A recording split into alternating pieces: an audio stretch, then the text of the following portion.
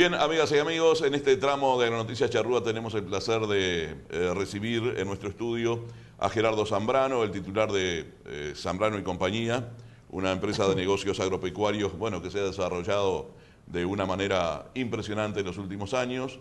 Digamos que es el líder en el rubro de agronegocios. Y bueno, y tenemos aquí a su titular que ha llevado adelante esta empresa y que la ha transformado en exitosa. Pero de eso vamos a hablar más adelante. Primero que nada, el agradecimiento por estar aquí, Gerardo. Un gusto. Quisiera hablar en el comienzo de este año 2014 acerca del negocio ganadero, un negocio ganadero que comenzó complicado y que está terminando en mejor situación que el año pasado, ¿no? Sí, sin duda. Jorge, arrancamos complicado. Yo creo que básicamente el negocio ganadero, por una actitud, diríamos, de la industria en cuanto a mantener un ritmo de faena bajo y que en definitiva determinara los valores de la hacienda, que diríamos esos valores bajos que vivimos en la zafra pasada son los que condicionaron, diríamos, la rentabilidad del negocio ganadero en el ejercicio 2013-2014 que terminó el 30 de junio del 2014.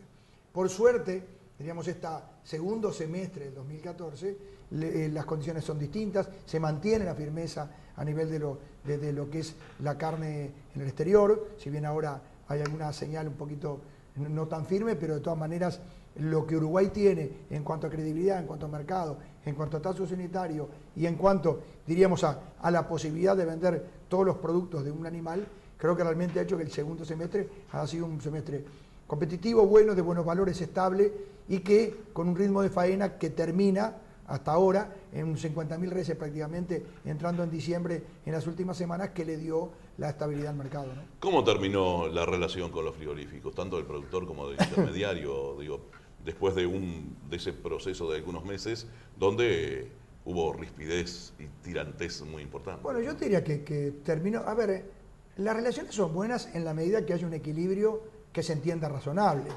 Acá no es un problema de precio pagar mucho para que la industria pierda o pagar poco para que el criador o el ganadero baje su rentabilidad y desestimule a la inversión. Entonces yo te diría que se termina con un equilibrio de una faena interesante, con valores realmente estables e interesantes y con una actitud industria productores con mayor confiabilidad. Siempre existe, y a nivel personal también, cuál va a ser la actitud de futuro, porque siempre fue una pulseada entre la industria y los productores, cuando yo creo que es lo que yo siempre sostengo, igual que Frati, que no hay cadena cárnica, porque la cadena es cuando de alguna manera todos los eslabones están unidos. Acá no hay una unión entre productor e industria, sino que hay oportunidades de los dos lados, y evidentemente eso es lo que le falta a esa unión de una posible cadena, ¿no?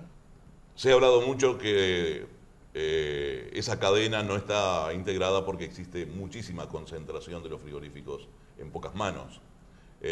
¿Cómo se ve desde la intermediación eso? Y bueno, yo te diría que es así. O sea, a ver, acá hay una realidad y hay una extranjerización de la industria y hay una concentración diríamos, de plantas que determinan, en definitiva, y ponen las condiciones. No la condición en los precios, porque acá es todo tan libre y hay mucha información, y INAC ha hecho un muy buen trabajo, no solo en el exterior, sino a nivel de la información local. Entonces, como que hay, diríamos, de alguna manera, no hay muchas posibilidades, diríamos, de que las cosas no se sepan, y evidentemente eso hace que se regule naturalmente las cosas. Pero la concentración, el tema de los feedlots dentro de lo que es la industria, algo que en otros países está prohibido, o sea, hay muchos pequeños factores que hacen de que no exista la confianza para mí necesaria para formar la famosa cadena que, te vuelvo a repetir, para mí no existe. Dentro de INAC hay un proceso de formulación de un índice de cálculo para tener una referencia. ¿Ustedes están de acuerdo con que exista o tiene que seguir siendo regido por el mercado exclusivamente el precio? A ver, acá hay dos cosas. Una cosa es la información, otra cosa es el precio. El precio tiene que ser libre, no hay ninguna duda. La información tiene que ser fidedigna y se tiene que mostrar, tampoco hay duda. O sea, quiere decir que, en definitiva, yo diría que toda la información que tiene INAC hoy, sumado a esa información que la Asociación y la Federación Rural le agregaban con respecto a poner porcentualmente lo que entienden que es diríamos, el costo industrial y ver un poco y medirlo, es una información que no es para regular ningún precio, porque no se regulan por los precios libres, pero sí para tener una información para que el productor en definitiva tome decisiones. Yo creo que esa información sería muy buena que se supiera y no con el objetivo de fijar ningún precio, sino simplemente una información fidedigna sobre datos reales de productos de exportación. ¿Sigue siendo una buena válvula de escape la exportación de ganado en pie? No, yo diría que buena, no, fundamental. ¿Tá? Y en eso nosotros ahora nos ponemos muy contentos realmente porque creo que dentro del gabinete se mantenga el ministro, pero también fuimos críticos en su momento porque por más que el ministerio decía que estaban las exportaciones abiertas en pie, no estaban abiertas.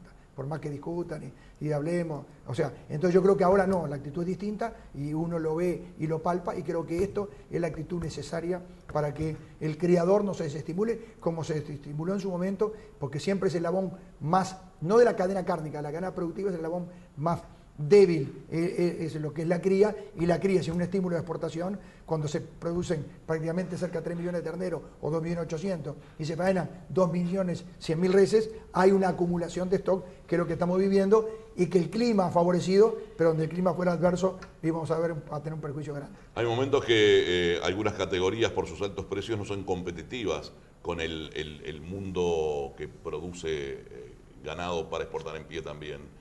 ¿Cómo se resuelve eso? Somos caros a veces. E incluso Oceanía o Nueva Zelanda concretamente, o Australia, están firmando en estos meses, en estas semanas, un acuerdo con China precisamente para enviarles ganado en pie. Están más cerca, a ver, tienen otros precios. Yo diría una cosa, a ver. Yo creo que la exportación en pie, marcando los estatus sanitarios y teniendo los mercados, creo que es imprescindible que estén abiertos. Después los mercados se tendrán que regular solo o por los valores de allá o por los valores de acá. Si los valores de acá son caros, si el negocio no da, no dará. O sea, eso es un vaso comunicante que para mí es absolutamente imprescindible.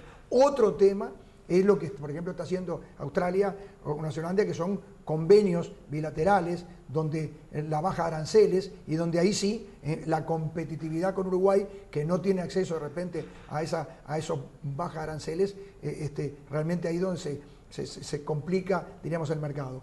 Yo creo que Uruguay tiene la necesidad, lo expresó el futuro canciller, la necesidad de empezar a buscar esos convenios bilaterales más allá del Mercosur o no Mercosur, donde los temas arancelarios dejen de ser un costo, como ha tenido la carne y tiene la carne en Uruguay, costo realmente muy importante por el tema arancelario. Entonces, dejémonos de cuidar la región únicamente y vayamos a buscar convenios, TLC o lo que fuera, donde los productos que Uruguay produce, que realmente son productos demandados, porque básicamente son alimentos, no tengan ese desequilibrio de aranceles caros y que podamos competir con otros productores de alimentos del mundo que no son muchos, ¿no? Una acción más dinámica en ese sentido de la Cancillería, la Dirección de Comercio Exterior debería dedicarse un poco más, según tu planteo, a generar ese tipo de convenios, baja de aranceles, posibilidades de ingreso de nuestras mercaderías, incluso de ganado en pie. Sí, yo no tengo ninguna duda. No solo eso,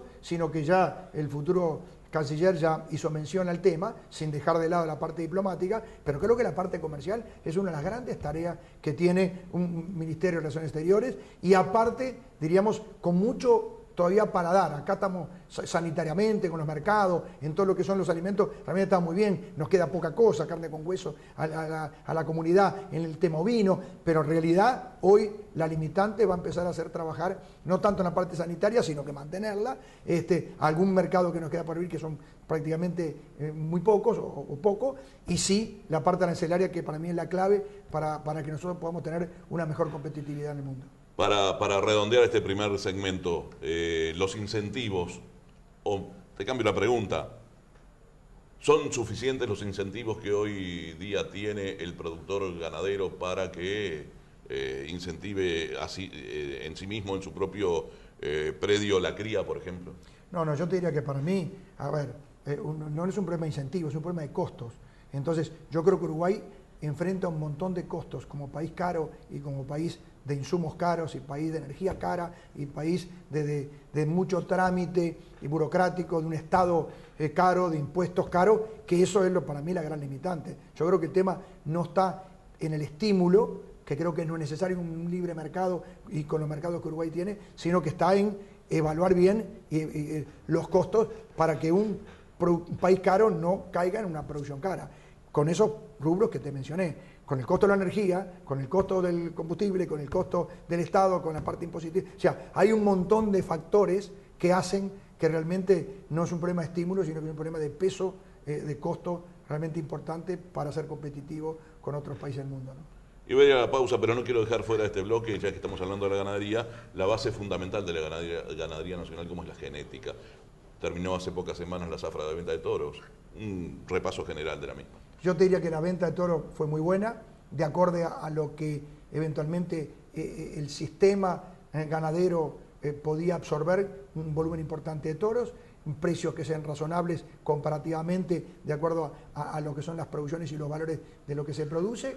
Uruguay tiene una genética excepcional en todas las razas. Creo que Uruguay en eso es líder, diríamos, en el mundo, inclusive por los datos que presenta la Hereford y después otras razas van incorporando muchos datos, los EPD que hacen que la selección sea más rápida y más conveniente. O sea que en síntesis, yo te diría, Uruguay genéticamente en todas las razas que sea, de cualquier especie que sea, tanto yaborizo como vacunos, como lanares, es muy buena.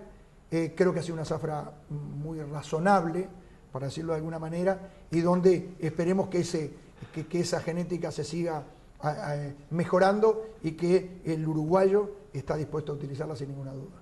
Bien, para conocer un poco más a Gerardo Zambrano, les diría que más allá de tener un escritorio de negocios rurales que tradicionalmente se han dedicado a la compraventa de ganado, ha impuesto el sistema de agronegocios en una actividad que es muy diversa. Y de eso queremos hablar tras esta pausa. Ya volvemos.